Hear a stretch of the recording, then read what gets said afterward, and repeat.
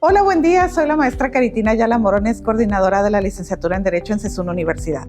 Para CESUN Universidad en la ciudad de Tijuana, Baja California, es un gusto formar parte de este espacio, como esta invitación especial por parte de Grupo Trejo.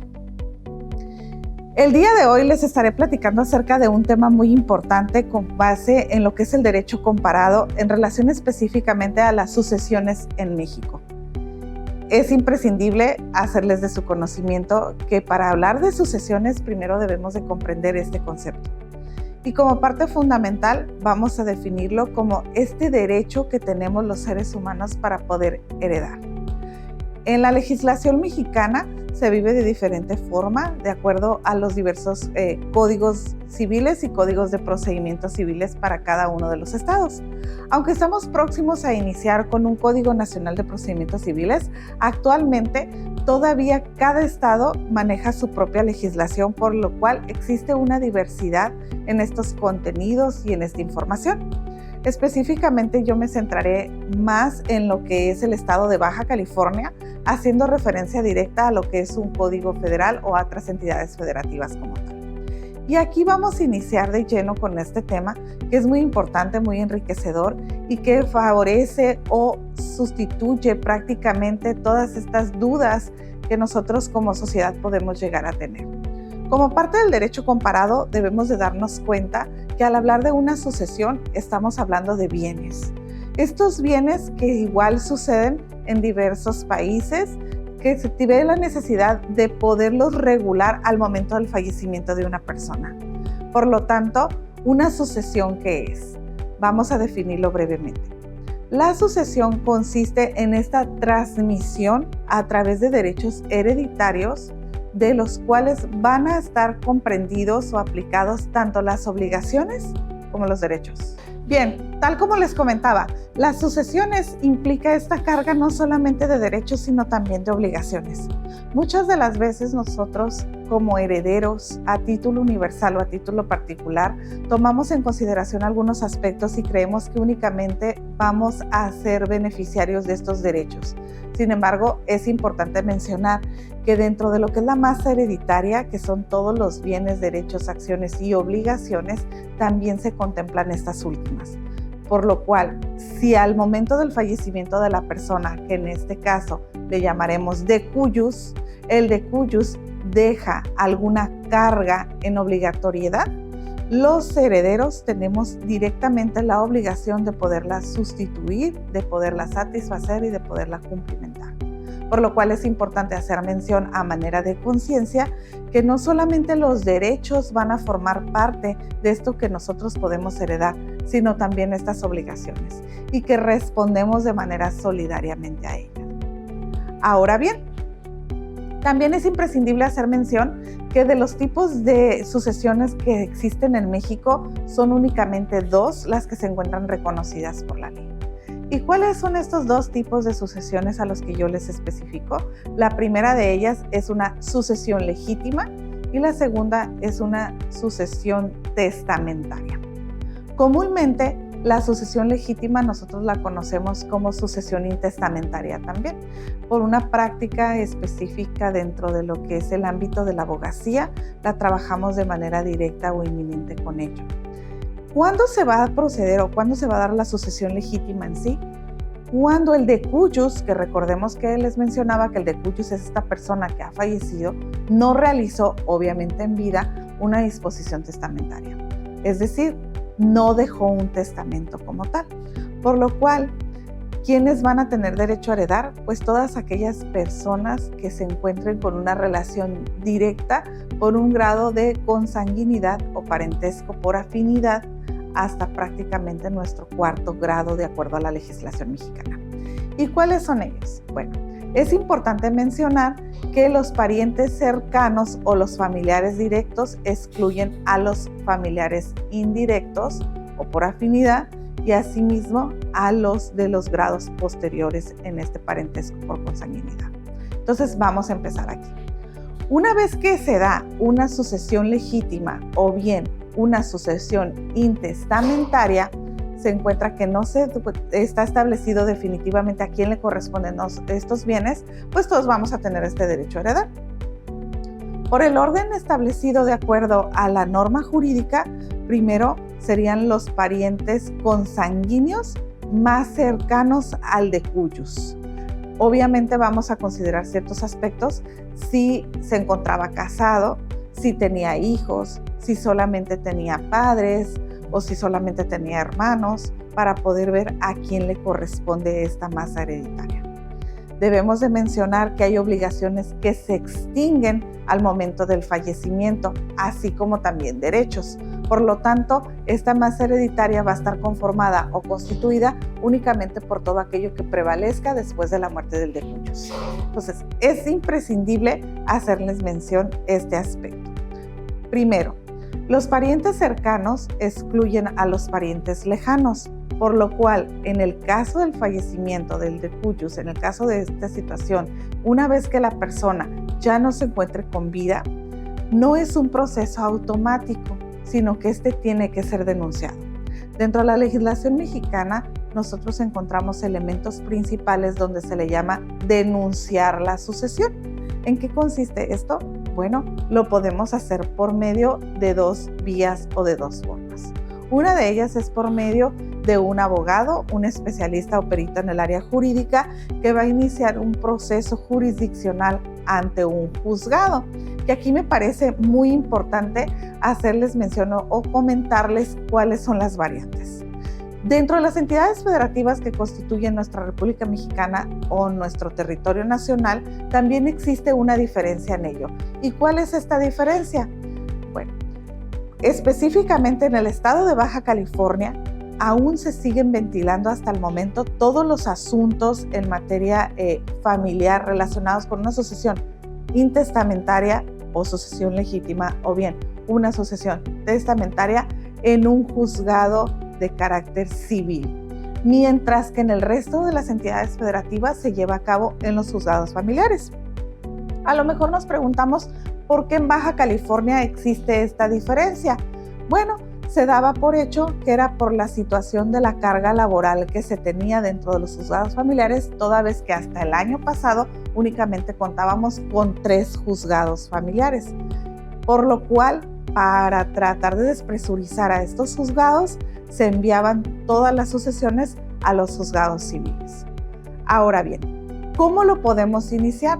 Yo les compartía hace un momentito que era por medio de un perito en derecho o un abogado que se dedicara prácticamente a litigio estratégico en esta área, por lo cual iniciaba una demanda de sucesión testamentaria o intestamentaria ante este juzgado civil en turno, quien posteriormente se le iba a asignar un juzgado determinado y un número de expediente, y así sucesivamente se continuaba con el procedimiento.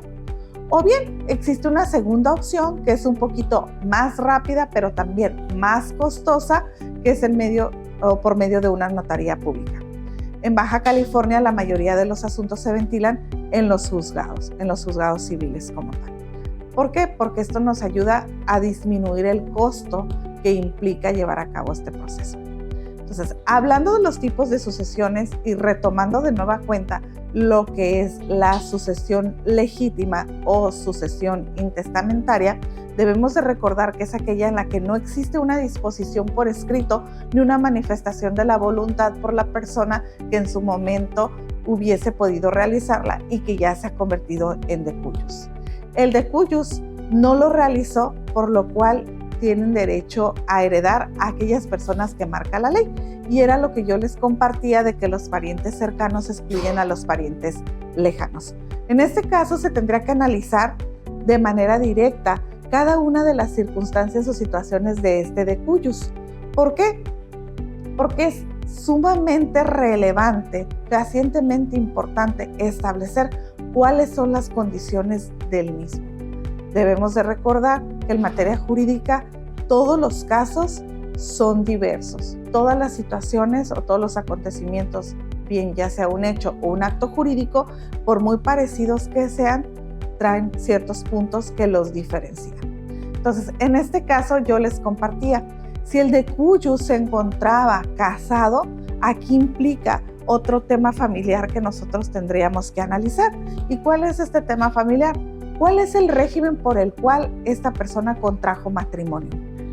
un régimen bajo la separación de bienes, un régimen bajo la sociedad conyugal. ¿Qué sucede con ello? Si el decuyus contrajo matrimonio bajo la separación de bienes y tiene hijos habidos dentro de este matrimonio o hijos reconocidos fuera del matrimonio, porque es importante mencionar este aspecto porque los hijos adquieren la calidad de hijos sin importar cuál sea el origen de los mismos. Una vez que se encuentra una partida de nacimiento, en un acta de nacimiento establecida el padre o madre como tutores o representantes legales y se encuentran reconocidos como tal, van a ingresar a esta sucesión legítima, por lo cual es relativamente necesario especificar si existen estos hijos y cuál es el régimen por el cual se contrajo este matrimonio. Si hubiese sido un régimen de separación de bienes, entonces la sucesión legítima pasa de manera inmediata a repartirse de manera proporcional entre todos los hijos del decuyus, sin importar su condición económica, su condición social o su edad.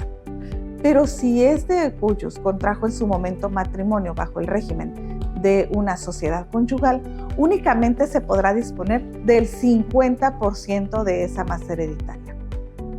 Es decir, del 50% de estos bienes, porque recordamos que el otro 50% se adquirió dentro de esa sociedad, por lo cual ha generado el derecho que al cónyuge superstite, que es el término que así se emplea, que comúnmente lo conocemos como viudo o viuda, le corresponda el otro 50%, por lo cual únicamente el 50% de los bienes serán divididos de manera proporcional entre los hijos del decuyus.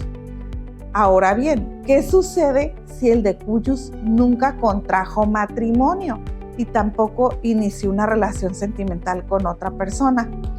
Si existe la preexistencia de los hijos, se trabaja sobre la misma regla y la misma norma. Si no existen hijos, entonces, ¿quiénes tendrán derecho a heredar estos bienes mediante la sucesión legítima o la sucesión intestamentaria? Serían los padres del decuyus. En grado caso de que los padres del decuyus ya no se encuentren con vida tampoco, entonces serían los hermanos, los parientes colaterales. ¿Quiénes son los parientes colaterales? Pues a los que tenemos a nuestros lados dentro de lo que es el mismo nivel. Ante la inexistencia igual de los padres y de los hermanos, tendríamos entonces los parientes en tercer grado y en cuarto grado, que estaríamos abarcando prácticamente hasta los sobrinos como tal, y así sucesivamente. ¿Qué sucede si el decuyus no tiene padres, no tiene hermanos, ni tiene parientes consanguíneos cercanos y no existe ningún pariente que pueda reclamar mediante esta sucesión legítima o intestamentaria estos bienes? Pasarían, de acuerdo a nuestra legislación, a la beneficencia pública. ¿Qué implica esto? Nuestras autoridades locales y nuestras autoridades federales tomarán posesión de todos estos bienes, los llevarán a una cuenta o padrón global y finalmente los otorgarán a aquellas personas que requieran de estos bienes, tales como las asociaciones o bien aquellas instituciones que brinden un servicio social comunitario. Ahora, otro de los aspectos que nosotros tendríamos también que analizar de manera directa es si el decuyus sí tenía una relación sentimental con alguna persona, pero nunca contrajo matrimonio. Aquí yo ya les compartía, la preexistencia de los hijos entrarían en la filiación de manera directa y tomarían los derechos de manera particular. Pero ¿qué pasa si no existen estos hijos? Si no hubo una procreación y un nacimiento de los mismos, pero sí hubo una relación sentimental con otra persona. Aquí encuadramos en una figura particular que se le denomina concubinato. Y el concubinato, actualmente con todas estas modificaciones que se han venido realizando como parte de las reformas en materia familiar y en materia civil en nuestro país, el concubino, concubinario o concubina, como les deseamos llamar, adquieren ciertos derechos para poder heredar. Es importante poder determinar que sí existió el concubinato y hay que cumplir con ciertas características que me permito explicárselas. Para que exista una relación de concubinato, en primera instancia se debe de acreditar que existió una relación con el decuyos, número 1. Número 2, que como parte de esa relación pudo haber estado presente el nacimiento o la existencia de uno o más hijos. Número 3, a lo mejor no hubo la existencia o nacimiento de nuestros hijos, pero es importante mencionar que la persona vivió como pareja, convivió y compartió por un periodo de 5 años o más. Y finalmente también debemos de acreditar que estas personas se encontraban libres de matrimonio. ¿Qué implica esto? Pues que ninguno de los dos había contraído matrimonio con anterioridad y nunca se llevó a cabo la disolución de ese vínculo matrimonial, por lo cual se tipifica o se configura esta parte de concubinato. Ahora, es importante hacer mención que el concubinato se tiene que acreditar mediante un proceso o un procedimiento jurisdiccional, que es unas diligencias de jurisdicción voluntaria, porque si no, no sería prácticamente válido. Una vez que ya se acredite, entonces el concubino, concubina o concubinario tienen acceso a esta masa hereditaria. Y así sucesivamente se va a llevar a cabo el proceso, que ahorita en unos segundos se los voy a poder explicar. Ahora bien, ¿qué sucede si el decuyus sí dejó una disposición testamentaria? ¿Qué quiere decir esto? O sea, que sí se presentó ante una notaría y llevó a cabo un testamento donde señaló a quién le otorgaba sus bienes. Esta parte es muy importante hacer mención porque actualmente los testamentos ya nada más se encuentra una forma de elaborarlos, que es el testamento público abierto, que es aquel que nosotros llevamos precisamente ante un notario público. Anteriormente, después de todo este proceso de evolución que nosotros hemos llevado, se determinó que es el medio más eficaz o idóneo para poder hacer la repartición de los bienes. ¿Por qué? Porque anterior se empleaban diversos tipos de testamentos, inclusive el hológrafo, que era el que se hacía de puño y letra del testador. ¿Qué sucede con el testamento público abierto? El testador manifiesta su libre voluntad de la repartición de estos bienes, pudiéndolo dejar como heredero o como legado. ¿Qué es un legado? Cuando se deja de manera particular un bien a nombre de una persona, y que quienes se convierten en herederos únicamente cuando a título universal nosotros mencionamos a quienes les vamos a otorgar estos bienes. Cuando ya se está estableciendo de manera directa a quién le corresponden estos bienes, podemos iniciar nuestro procedimiento tal como les comentaba con anterioridad, ante un notario público o bien ante un juzgado. En este caso, recordemos, Baja California, un juzgado civil, el resto de las entidades federativas, un juzgado familiar. Y aquí iniciamos con 4 secciones. ¿Cuáles son esas 4 secciones que conlleva este tipo de procedimiento? El primero es declaratoria de herederos, donde si bien ya existe un testamento o a lo mejor no, nos tenemos que poner de acuerdo quiénes son los herederos que forman parte de ese testamento o quiénes son los que van a formar parte de acuerdo a lo que establece la ley. Y aquí se va a establecer quién va a ser el albacea. En grado caso de que ya se encuentre mencionado dentro del testamento el albacea, este deberá ratificar su cargo, porque recordemos que él es el que va a tener la mayor carga procesal en la administración de los bienes.